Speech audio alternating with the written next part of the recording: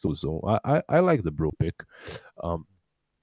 It's has this made it obvious what Alliance? Because this seems like it's not a bad Beastmaster game. Maybe I mean there is a save on Wyvern, but what have we got left for Boxy here? Because this is a big concern. Like we've been talking about Boxy a lot, but if we're going to talk about him at the start, we got to talk about him right now. This is probably his pick. What do you like?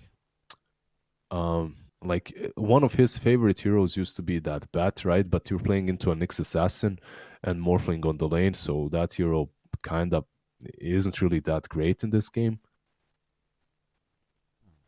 Yeah, Bat is definitely a top tier pick, but yeah, you're against the Nyx, and we've seen plenty of games where Bat Riders just become irrelevant because of that pick alone with the Spike Carapace. Yeah, what else can you get? You could get that Beastmaster that you talked about. Enigma has been banned out by themselves, so you can't get that. Sand King is out too. Shaker and Doom. There's a lot of offlane bans already. Some Centaur perhaps is an option, but isn't really that great. Perhaps if you pair it with something like a Duza on mid. But again, that's not really great. The thing that I like about Alliance is that they pick these when Madara was playing with them, they had like a really good division between the position 1 and 2, and it would always be Koikwa that creates a lot of space for Madara. Now that Mike is back, I think they need to play to that strength. They need to play to that strategy. And let's see, they go with the Necro instead. That's a solid quick for Classic, right? That's a hero we see him on a lot. I mean, it's a good thing we got this out of the way. Although, I would have loved to have seen them leave it a bit longer. You don't want to know why, Liz? I would have loved them to have had TFT going into this final phase going, what if this is Mike playing Oracle again? Yeah, I don't think that's going to happen. I don't think we're going to see a mid-Oracle. I think it's the only... I would love to, but I think they had a really... they were the... much stronger team in that matchup when they picked Oracle mid, right? So that's why they kind of messed around a little bit and sent him. But it's true. He made it work though. Okay, it had been. I think that was the point where like some popular midders had been trying it in their pub games, and it was kind of memeful. But it was almost at the point where Ancient Apparition has gotten to, right, where certain mids actually can make it work. Like VP, no one does it occasionally. Talking about that AA, I think that hero is really good as a core for both of these teams. Like you could have Alliance role in mid, he's good versus Morph and the Wyvern, but if he's mid, not if he's some support or offlaner. And at the same time, maybe even as an off actually. And on TFT, it's pretty decent versus the Oracle and the Necro. Another hero that Alliance has to be thinking about banning out is Pugna. Like Kunkka has been banned out, and now Pugna is left in this pool. It's a hero that deals very well with Troll, deals very well with Necro, provides a lot of pressure that TFT needs. And I believe that would be a great ban for Insania. It has to be one of the heroes that he's thinking about at the moment. I mean, I think it's definitely like top of the list because also on top of that, it gives good push power to TFT's not completely lacking push lineup, but they definitely don't have a clear dominant. Well, Brewmaster's not bad at pushing, right? Yeah. But like you don't have anything beyond that. That's a big thing. Exactly. Like you need someone to create space with the Brew, with the Nyx and Wyvern. I think their problem is the Nyx and Wyvern. These two heroes provide you with absolutely nothing when it comes to pushes. So it's only on Brew in the mid game, and if you have someone like a Pugna on mid lane, it could help you out a lot, definitely. So I think it's a hero that they must be thinking about. Another hero that went completely untouched in this whole banning stage and drafting stage is Drow Ranger. Now, what's up with that, KP? You know, maybe these guys are just bored of it. Maybe they're sick of it. They're like, okay, we know how these games go. And in fairness, there's the counter. I was about to mention that. That has been being banned alongside Drow, or if you want to get Drow, that is out of the pool first of all, almost every game. Sniper, all right. This has been on the rise as well. As Necro isn't mid, you can go and take that Sniper up, and you're gonna have the Sniper versus Koikwa. What do you think about that matchup? You know, I think this is more Chessy just trying to slap on the table and measure up. You want to know why? Because his bro Limp last night was playing Sniper on complexity against J-Storm, and he brutalized his opponent with that here. Maybe that's what this is, Liz. Maybe this is him saying, okay, you know what, bro, I can play this hero better than you. And he's going to prove it. And this is going to be an interesting matchup because, one, we don't see Sniper much at the moment. And it is against what is arguably one of the most dominant mids being picked right now. Yeah, it's.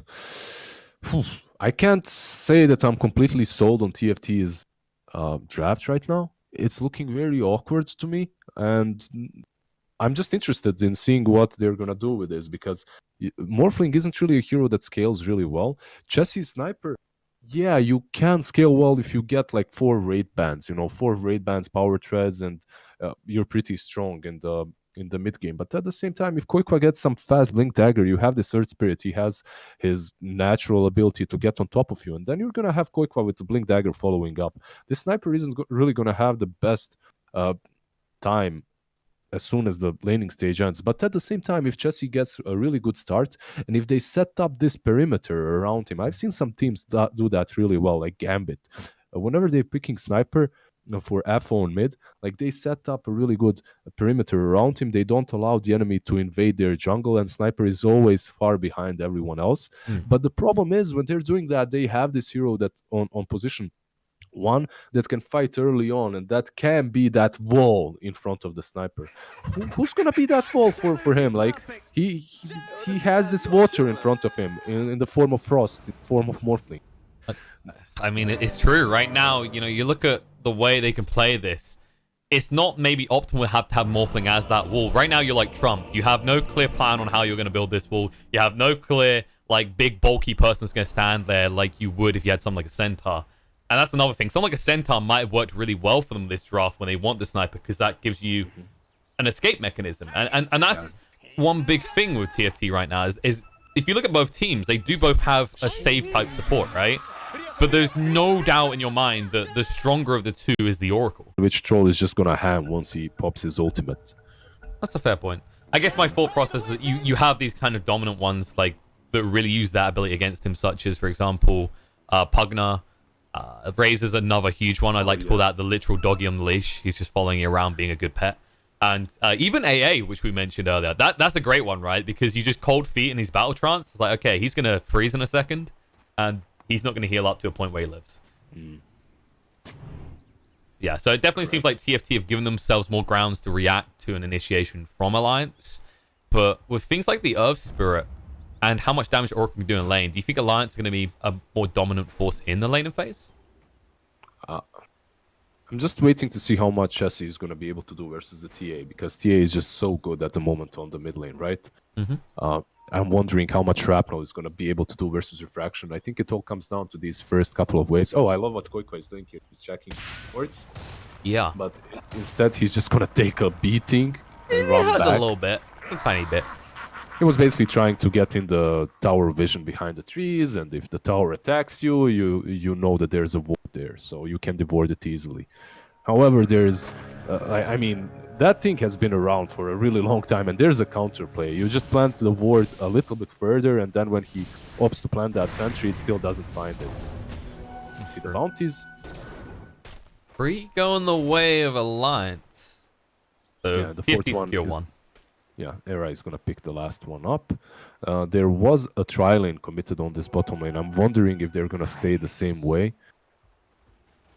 It's not easy kills in this lane either, right? Like, Tiger has that escape mechanism, and Boxy, Necrophosphorus can be quite tanky, quite hard to bring down. He can, but if they start with tri-lane, if they pressure him early on, if they shut him down, there's a lot of damage coming from TFT, and maybe that's their plan. Just stay here S3, completely destroy Boxy's laning presence, and that's what they're trying to do. Yeah, it looks like he's not going to escape from this, and this is the rough part, right? Like, Earth Spirit, we talk about it as one of the more aggressive supports, but it has that Shadow Shaman effect, right? Where if you're outnumbered, you're actually pretty useless. He can do this, what he's trying to right now. That's pull the creep wave. Yeah, this is he should be able. He should be able to get away with this. And what's happening right now is Boxy is on the lane and he's getting some last hit, some experience, while Taiga is pulling the creep wave back, which is well played. Definitely, they need to make this necro work on this lane somehow. And the result of them doing what they're doing in this bot lane is they're getting those pull through still. You look top, Jeep, he hasn't got a single CS yet. He hasn't been able to do that pull through either because he hasn't got a support to just sap the lane or go pull through it. Yeah, I think this is partly his own mistake how he's playing this lane. Like, I'm not flaming him or anything, but if you are solo versus this dude, I think you should find ways of getting that level 2 on Panda. Insania and Mickey have played this really well. Troll isn't really easy to play against on level 1, but perhaps this Panda could have gotten a little bit more out of this lane because he is playing versus 2 heroes only. And not only that, he's gone for the double stout build, you know, so he should be able to take a little bit of a pummeling. Instead, it just doesn't feel like he's utilizing what he's picked up at the start of this game. And he's wasted all of his regen, more or less. One upside for this Panda, however, is that with levels, he does a lot more than Boxy, right? He doesn't need a lot of farm, he needs levels, and once he has that ulti, he's already kinda alright. It's not perfect, but he's gonna do something on the map. While if you shut down Necro completely, he's irrelevant. And it's really good that Taiga remained around this bottom lane and that he did give this Necro for some space because they desperately need this Necro to get some items on this off lane. Yeah, it's definitely a hero that can still contribute later on, but it's like what is required to have big impact, right? Like a split can control 2-3 heroes, whereas, you know, you walk in, a Scythe is great, but then if you have no items, that's literally your full contribution. All damage done. They managed to impale him there, but he hasn't had sticks, and he also had the salve, so they give up on it. Even as the Fairy Fire, which he hasn't leveled in the Ghost Shroud yet. I believe that's usually what we see picked up at level 4, though. Depends on how greedy you want to be, and if you do get that level 4, as they're going on him again. Yeah, he needs to sidestep this, but he won't be able to. He's got the stick, he won't get a chance to use it. Just toying with him the best he could, but Tiger was nowhere nearby, and they knew that because the range creep was following him around the whole time. Yeah. Bit of a whoopsie. Xib is getting some creeps on the top lane. He managed to pull the 3 melee ones, and talking about other lanes, the lane we didn't really talk about at all is Koikwa versus Chassis on mid, right? And this sniper is doing alright. He's 1 CS ahead, actually. So he's not losing the battle against this TA whatsoever. It's rough due to the shrapnel build, right? Like, you can max out shrapnel, it's not going to harass well, but it'll get rid of the refractions, and you can actually see he's got a 2-2-0 build right now, which makes sense, I guess, because of the side blades and the range that Templar Assassin has. No headshots on creeps, though. Jesse is sad. They have switched it up, by the way. Insania did come down to bot, so it's going to be a try and try now. Mm-hmm. Yeah, because this troll is just a maniac right now. He, like, from these first 4 minutes, came out on top, definitely, and Panda can't do really a whole lot to him. Oh, Boxy. They're trying to do a lot to him right now. Going to get him low. He's going to turn around, spike Carapace, bait it out. They camera him down. They're going to roll in. They're looking for a return. Hans get in trouble, getting pretty low. The Splint Blast will slow him down a bit. He turns around with the Impale Stun, and Boxy got baited in. He's going to go down. Insania next on the hit list. The waveform through will secure a second. Yeah, that was just great. Well played from him. That Impale connected on 2 heroes, and instantly afterwards, they just fall. And it gets worse. Let's look at the runes. 4 going the way of TFT, and this is the rough part. Like, Nyx is not an easy hero to initiate on, you know? One of the best base regens in the game. Starts with a decent amount of armor and health. Has a stout shield as well. Exactly. The bold move, to be certain, if nothing else, from the they just didn't have the damage that was necessary to take him down. They got baited. They were the ones baiting in because they knew that Necro had like 10 sticks, Fairy Fire, he had the Ghost Shroud, but then they got baited in instead, as they lacked the damage necessary to take him down. Feels like one of those rough investment scenarios, right? Where you're like, oh, you pop all that regen, your Necrophos is strong, and then you're like, okay, we've used this, we need to get something out of this, or it's just an even trade, and TFT kind of benefit more because they can come back and kill us later. They went a bridge too far. And look at the mid lane right now. TA is completely dominating. Once you get that level 6, it's a bit harder for a sniper to come to the lane, as you can have these traps covering mid, and if you get caught by 2 traps, you can just die, you can fall. So he's doing the smarter thing. He's just waiting in the jungle. You also don't see the Earth Spirit. No, Avsper has actually been far away from this mid lane. He's barely decided to show up. Yeah, And he just now he went a little bit towards the mid, and now he's back on the bottom lane again. He's mimicking Nyx Assassin's movement pretty much, or better said, Nyx Assassin is mimicking Earth Spirit's movements. that's true. And this benefited TFT more because they start with that tri lane. We saw the results of this back and forth motion, right? When Earth Spirit started to move towards the mid lane, and we saw that first kill into Boxy, he was all alone in the middle of nowhere. And that seems to be the story of the game for TFT so far, is just exploiting the weakness of Necrophos when they have number advantage.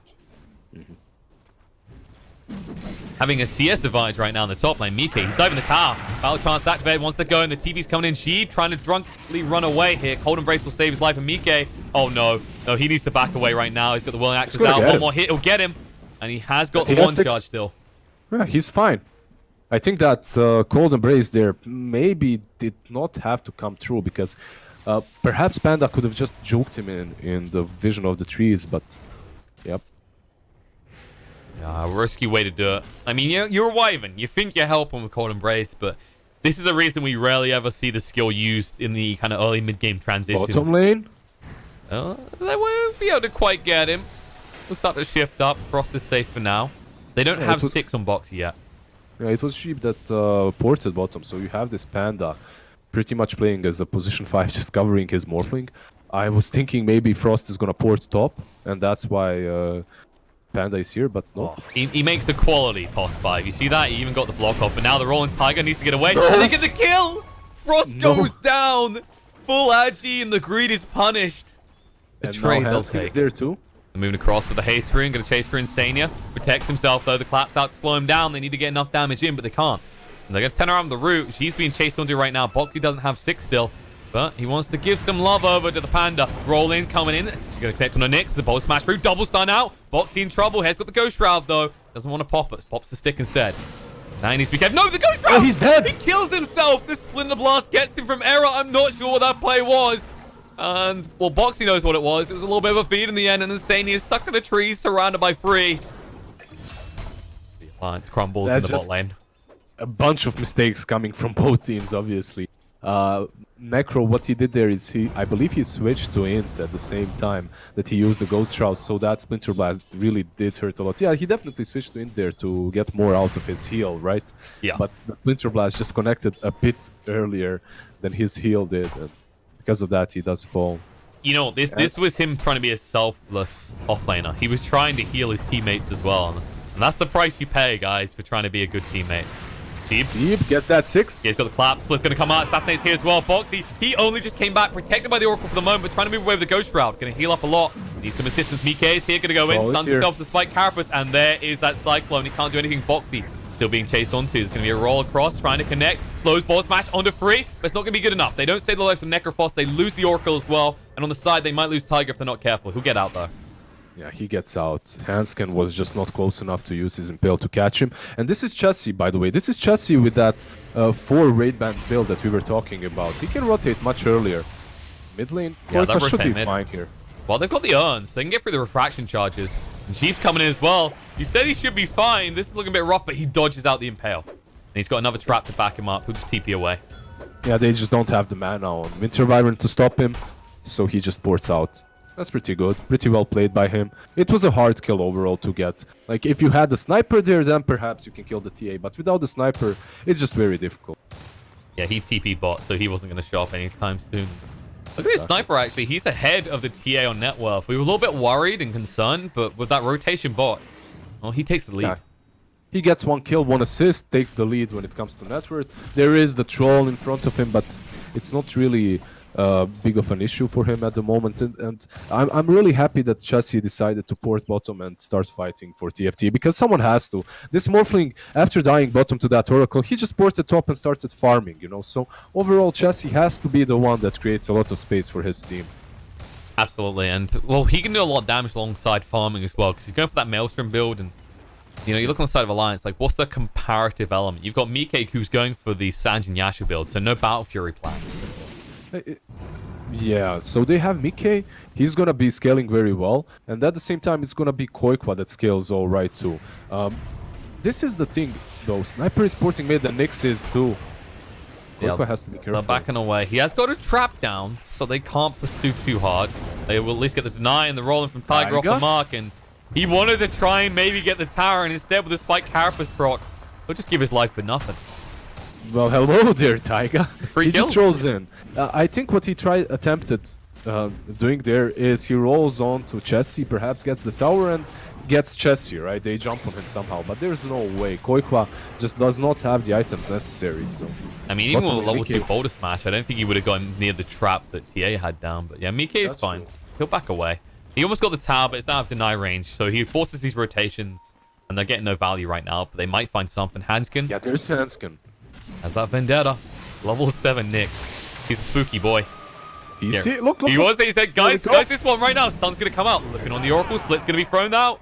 And they're going to try and chase him through. Cyclone gets the troll up in the air, and now he's in a mess. A lot more heroes than allies nearby, and Mike has no way out of this. The battle trance wouldn't protect him. So he'll just try and waste their time before dying. Yeah, he can use the battle trance, but then you just put that ulti on cooldown. It's a long cooldown, 90 seconds, and then you're just not farming for that time too. So it's much better to just die, respawn, fight another day. So far, however, Alliance, they are abusing the fact that TFT put so many heroes on that bottom lane, and now they're just gonna take a free tier 1 on the top. Nyx Assassin is porting.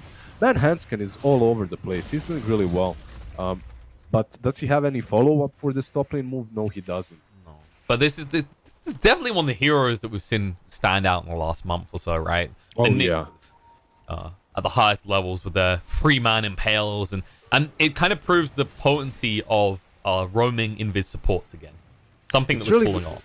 It's really good when you have something like a Nyx and you also have a team that wants to be pushing, as it allows you to cut behind their lines, go behind that tower, catch one hero off, and then continue pressuring and pushing the tower, especially when you're playing versus someone like an Oracle, like Insania's Oracle. And it's definitely powerful because of that level 10 talent, right? Once you have the GPM talent, that's when you can afford to just be roaming all the time. You don't care. You're getting your influx of gold. And you can, for example, go to the base and look for the Courier. And while other supports would feel like they wasted their time, you know you're just benefiting your team, even if you are just looking. I mean, he did get buffed in the last couple of patches. I can't remember which exact one it was, but his GPM talent went from 60 to 90, which is pretty good. We've had big discussions about that in the past, like how these GPM talents and supports, they kind of create a tiering system to an extent. We've seen variety still. We still see supports without GPM talents, but with less gold on the map, there's no denying the potency of those specific talents. Exactly. If you look at the heroes right now, support heroes on the map, there's only one that does not. Actually, no, scratch that. Even Earth Spirit has a GPM talent, but it's on level 20, so it's not. I mean, it's relevant, but not in that sense, right? You can get some late game items, but you can't really scale well through the mid game just because of that GPM talent. Insania, he has his on level 15, which isn't great, but it's good. Era has one on level 10. It's also a 90 gold per minute talent, so you always have a pretty fat Winter Wyvern. And talking about that Wyvern, they found the Oracle, actually. Yeah, on the moon across, they see Oracle again. He's just trying to guard his cause and always give him his life, and now Boxy, they have cause to bring him down. They're going to chase for Assassinate out in the Ghost Shroud. That just buffs up the damage that kills him. Yeah, but look at the Roshan right now, because that's a full 5-man rotation, and they smoke up. They're trying to get there, but I don't think they have time for this, do they? Look at this as well. Mike is guarding the Roche Pit. He's not doing it himself. He just leaves Qualifier to do it. Hanskin needs the Vendetta to run away. Tiger going to roll off from Frost. They pick up the Aegis to stun through. We'll get the kill to Hoof Spirit. A price they're willing to pay, but Qualifier, if he gives over the Aegis here, that's bad. Needs to back away. We'll be able to do so. Although Insania, he might not be so lucky. He only just got back alive. False promise used on himself.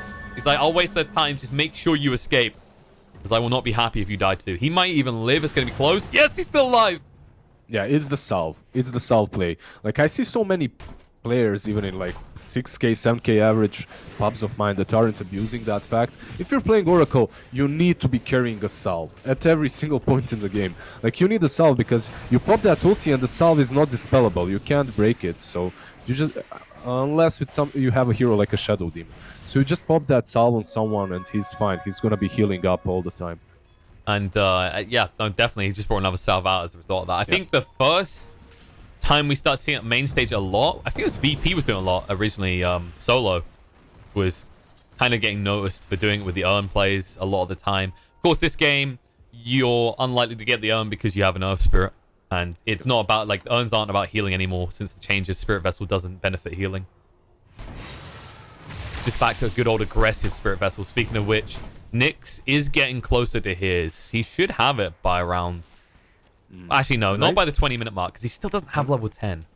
An item that's very important that's been just picked up by Koikwa is this Link Dagger, and he has that Aegis too. So they're going to be looking at pressuring them and fighting them because they have multiple ways of getting on top of that sniper from now on. But the sniper has already a 4-staff, like he has Maelstrom and a repositioning tool. Chessie is in a really decent spot at the moment.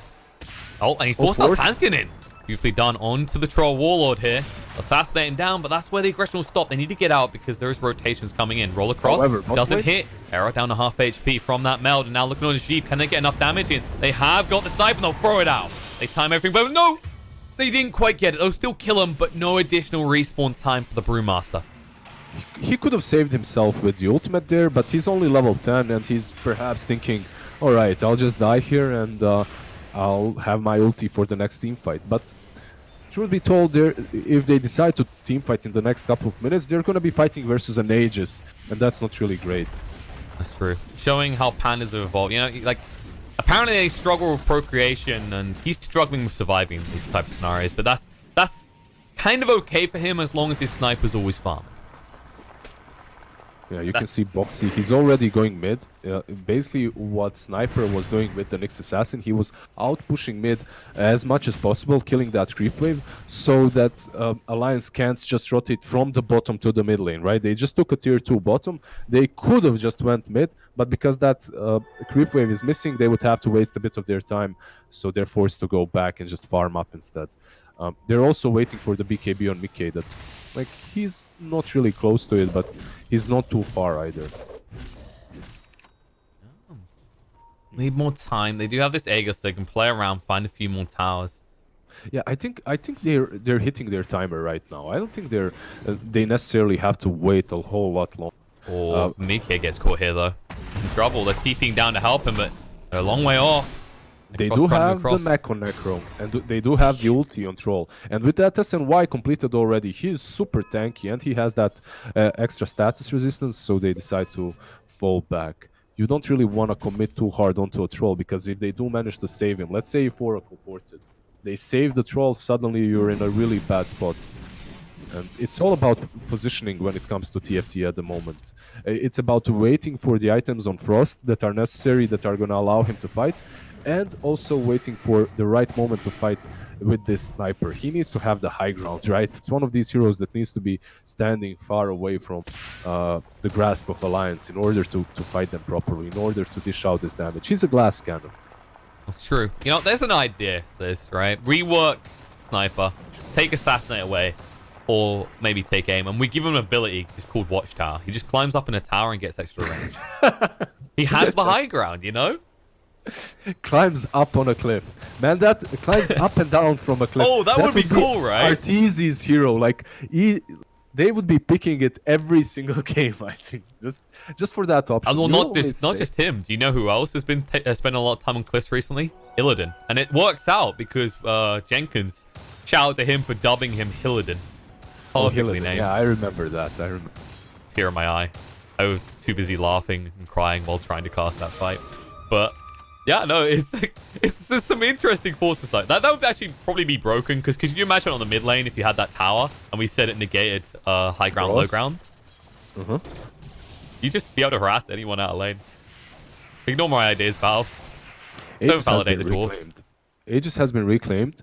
Alliance, they didn't really manage to take a whole lot when it comes to the timing, right? But they did manage to take down that tier 2 and buy enough time for Mickey to get his BKB. It's not there yet, but it's getting closer.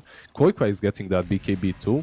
But after they get those BKBs, after they hit the BKB timings, they seriously need to just fight as soon as possible, because they're going to be playing versus Sniper and Morphling late game.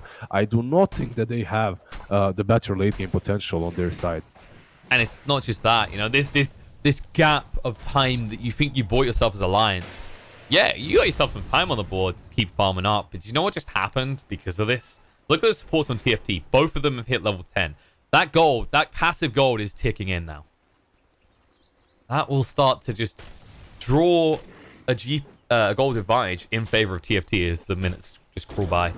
Yeah, Insania can't have his until level 15, so that's not gonna help him.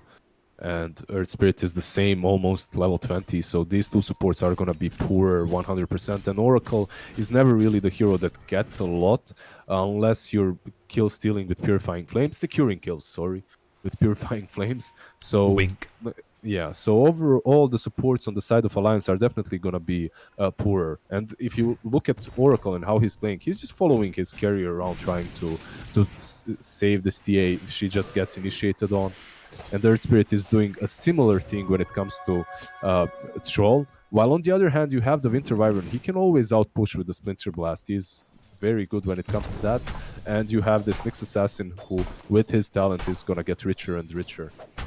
And as you mentioned, you know, we talked about the cores and we talked about the POS 1 and POS 2s. And when you compare these POS 3s, who's benefiting more from this time on the side, you know, it's got to be said that when you get in these late scenarios later in the game, Split's better, right? Unless you get like a situation where someone bought back and died back. Is Alliance gonna go late? Because this is it. They hit their BKB timings that we talked about, and instantly there's a smoke. The smoke was carried with the two BKBs for Troll and TA, and they're gonna run into each other. There's Xyz Jeep's here. perfect if they get him as well. Roll through. No, they silence out. He can't get split. They're gonna run for him here. BKB side down. They get the kill. They're gonna chase through. The rolls on point. Nyx has a found, but there's the Winter's Curse. It won't stop them from going though. Mike says magic immunity. Suckers, let's go. Chasing through. Error misses it. Got the roll. Boulder smash as well. Should be enough to bring Error down, but the big fat one will protect him, and Mike has to back away. This time, Sniper has the high ground. Chessie, with stubby little legs moving down to the low ground, realizes he can't pursue any longer. Yeah, so they do get two good kills. They get the Panda and the Nyx Assassin, but they do not get any of the major kills. That's the Morphling and the Sniper, which is pretty good for them. And they don't get Roche either. That's a long spawn time on the Roche. 3 minutes when it came up. Roll in. Doesn't connect on anyone. Back though on the Frost. Needs to size him up, but can't. Tiger's going to roll out safely. Assassinates on him though. Going to kill him off. He's going to go down. Boxy's like, come here, you idiot. I tried to heal you. But it's a little too late. Hanskin chasing out. Here, oh, Boxy. Have mercy on his soul. That assassinate will blow his brains all over the pavement, but he heals up big time. With the Ghost Shroud benefit him even more. He knows he's dead. The best thing he can do is waste the time with TFT. And Oracle? Oh, nope, Insania. He couldn't. It was so close. That little bullet, that little pellet coming out of nowhere. He bailed on his little Necrophos a little bit too soon there, I believe. Insania was just like, you're dead, I'm out. But that's a Necro.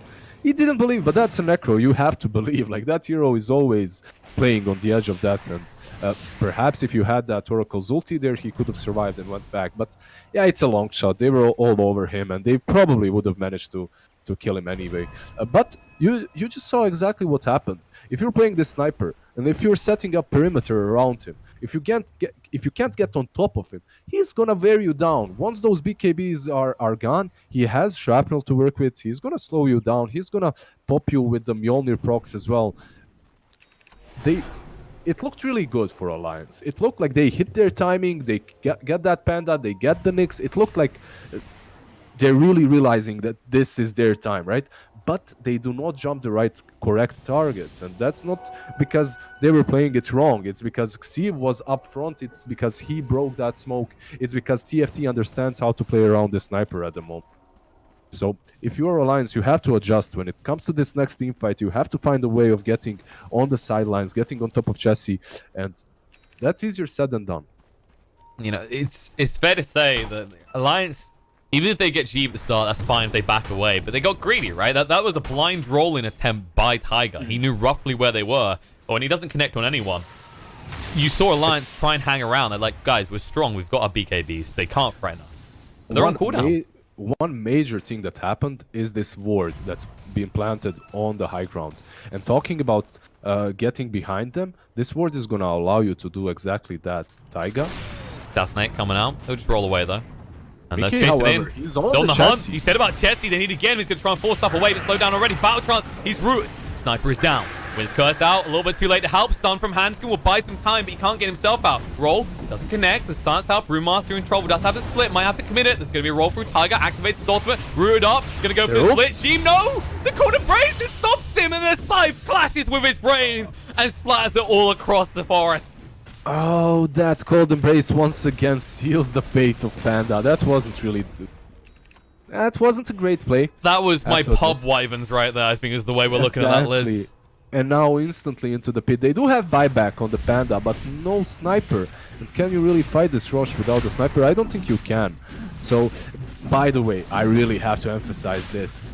When they smoked up the first time, they didn't get any major objective. But one big thing that they got was this ward. The ward and the sentry that Winter Wyvern is devording right now. I think it's a huge mistake from TFT to not devore that spot, because after that ward is planted, they have a much easier time finding this sniper and getting behind TFT, and that's exactly what they did. They smoke up instantly once their BKBs are up again, and they walk straight down onto that sniper, who was in a good position, but it doesn't matter because they had vision and they had the approximate, like, where he actually is. And it's an ongoing mistake because they couldn't even get the D ward before the Cyber Alliance came over again. And to be honest, that ward, you still like to get rid of it, but now with the Aegis in the hands of Alliance, they don't necessarily need to play around this high ground. They can come towards your base if they want to.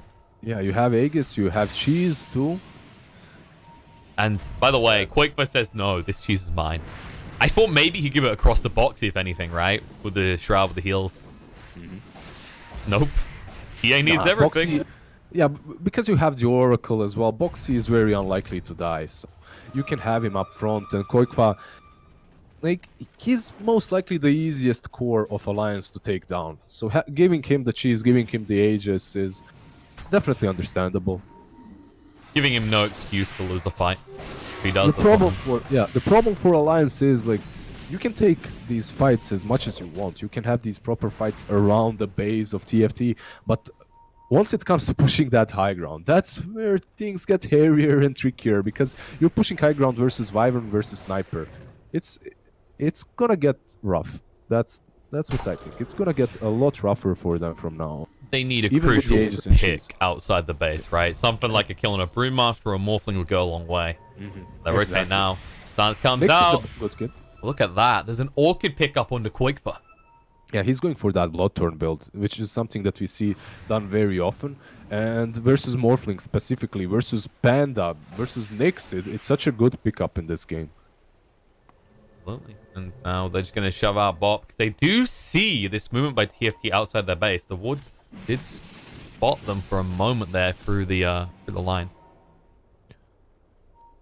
There's a Skadi picked up by Morphling. We haven't really talked about Frost way too much. He opted not to go for that BKB after the meta, which is one of the reasons why he did die once, but it doesn't really matter as he does have that Skadi right now.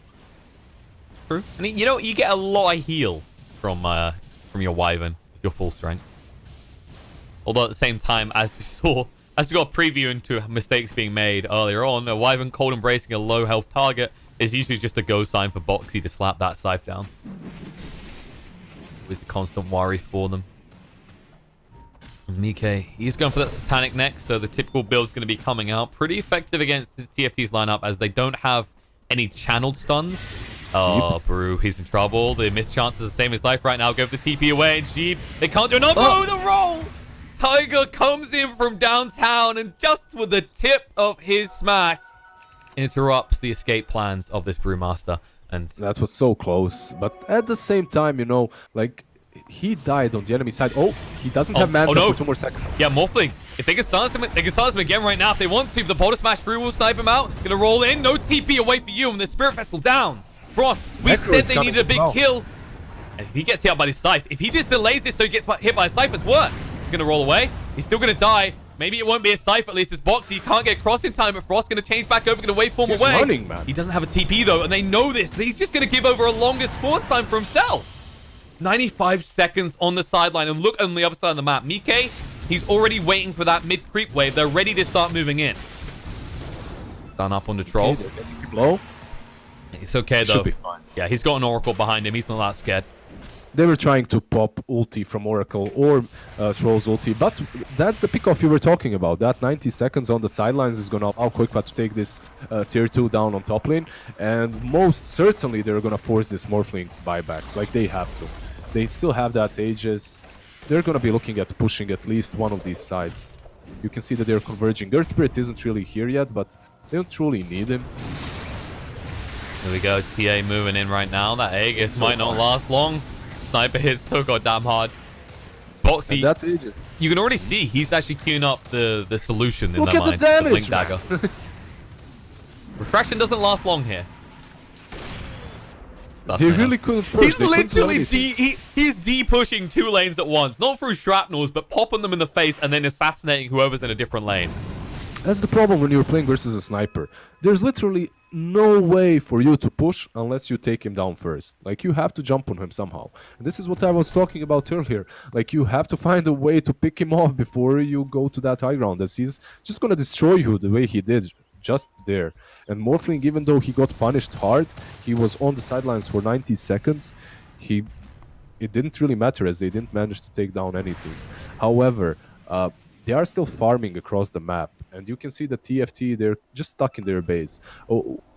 They have that one thing going in their favor, and that's the fact that they have these gold per minute talents. So their supports at least are gonna scale well. They're gonna scale all right, and you can see it. Even though they're behind, you can see where their supports are sitting.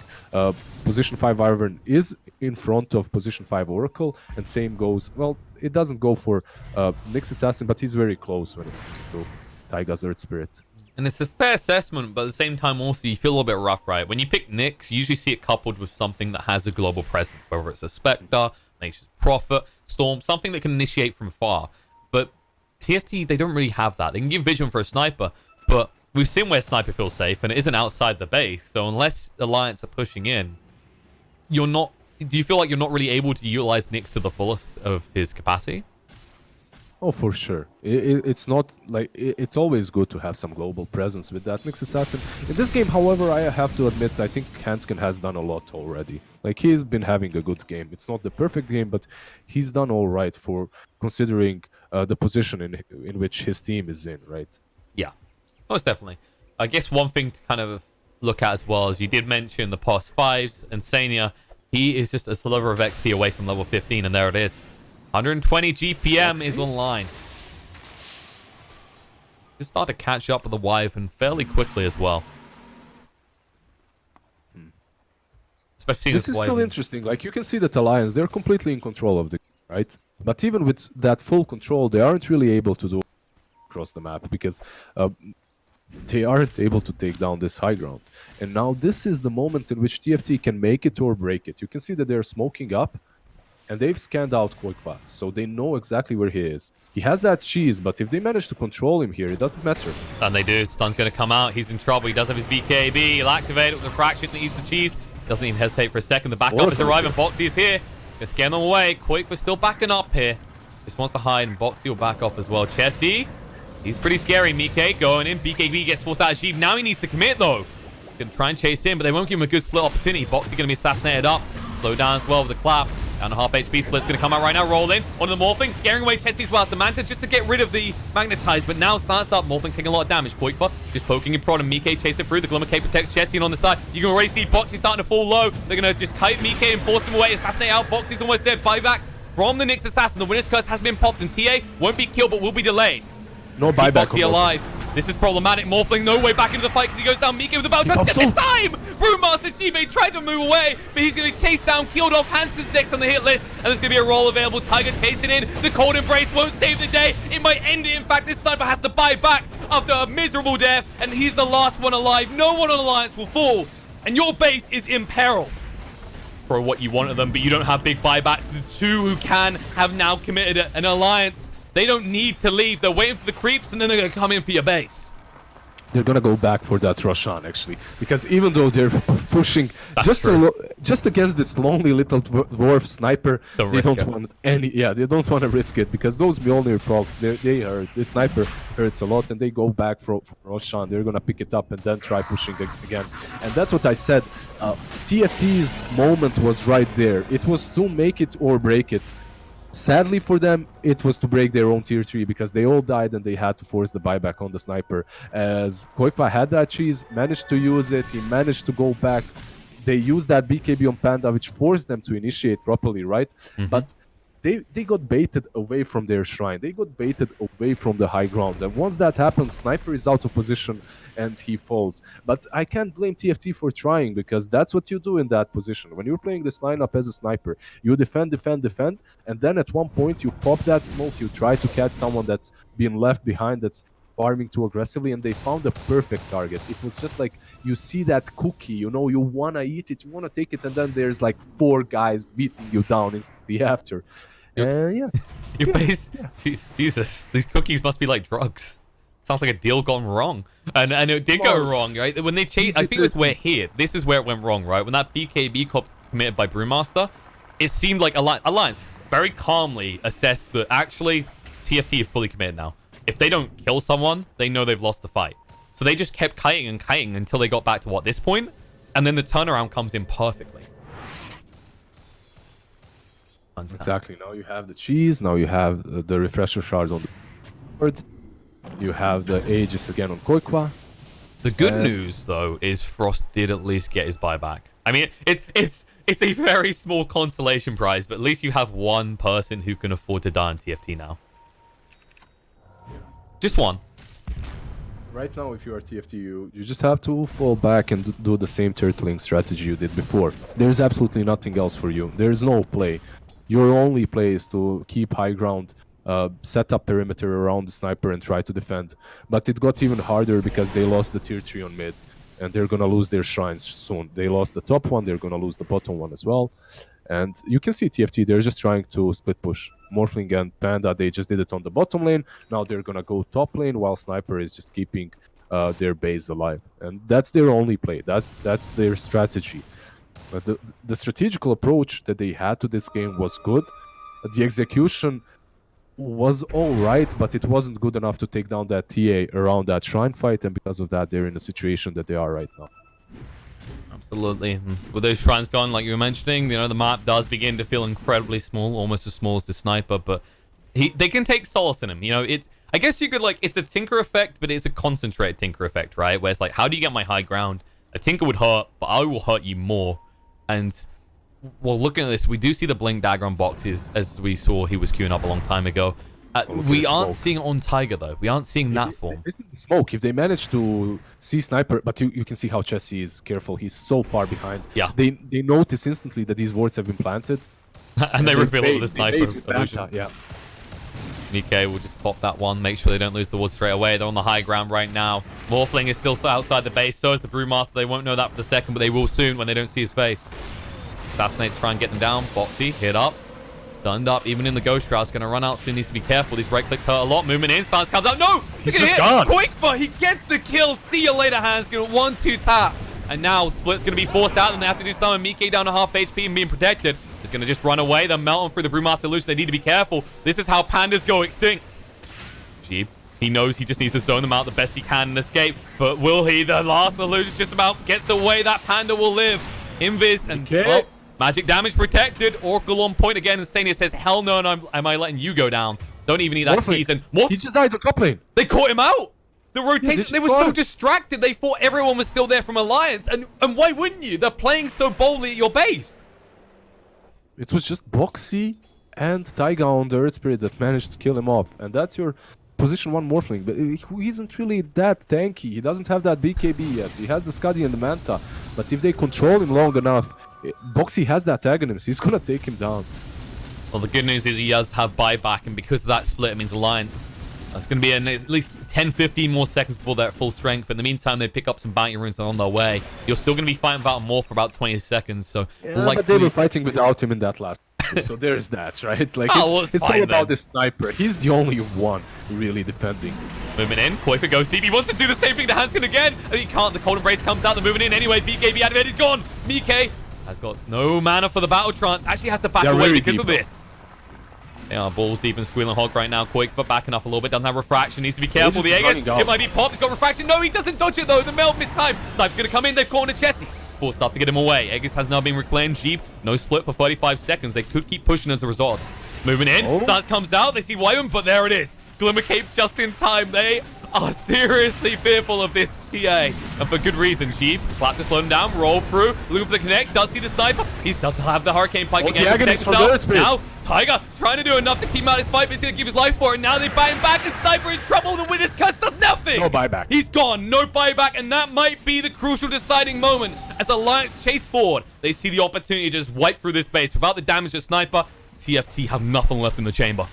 Yeah, there's still the refresher on Troll. There's... it's very unlikely that they're going to be able to defend. Cypher's out, Wyvern is gone, Sheev has the BKB, and his split's going to finally be there, but the Ghost Shroud protects, and Frost, he doesn't have the damage to fire up against Mike here. They're going for Qualifier instead. He's got the melt, but it doesn't matter. The Justice out onto him. They'll get rid of him. Buyback comes out from the TA, but Mike is alone here. No mana to work with. The one won't get him enough either. Needs to back away.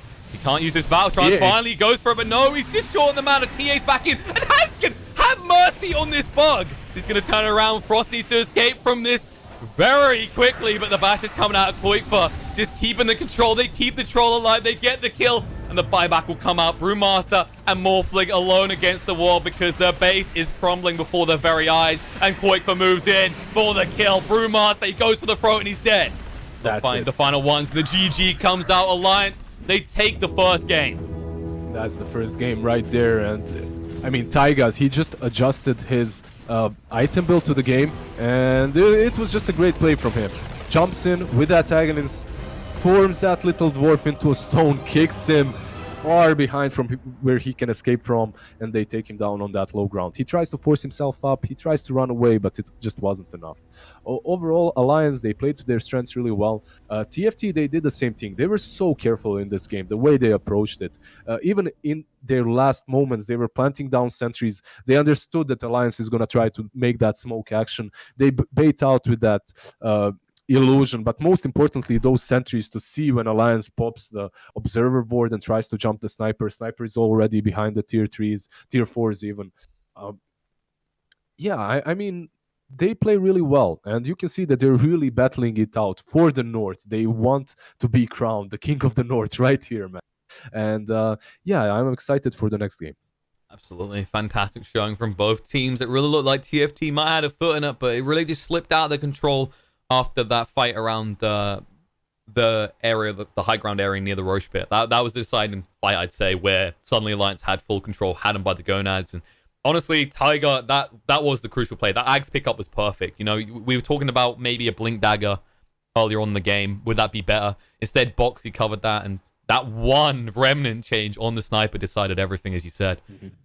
With that, we have a victor for game one, but these are best of twos, so TFT, you know, they could even up to a draw, which wouldn't be bad against Alliance, who arguably are the favorites in this group. And I'd say them and Nip are the two to beat, right, in this qualifier. With their latest performances, for sure, yeah. So, we'll see what TFT can do. They had Alliance concerned for a little bit, but in the end, it was quite decisive.